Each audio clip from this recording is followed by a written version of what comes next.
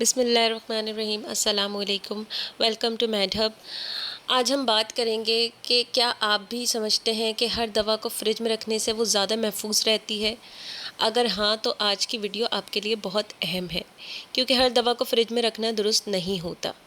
بہت سے لوگ احتیاط کے طور پر تمام دوائیں فریج میں رکھ دیتے ہیں، لیکن حقیقت یہ ہے کہ زیادہ تر گولیاں، کیپسول اور کئی شربت ایسے ہیں جو کہ عام کمرے کے درجہ حرارت پر محفوظ رہتے ہیں۔ انہیں صرف دھوپ، نمی اور زیادہ گرمی سے بچانا ضروری ہوتا ہے۔ اگر ایسی دوا کو بلا وجہ فریج میں رکھ دیا جائے تو بعض صورتوں میں اس کی کوالٹی متاثر ہو سکتی ہے۔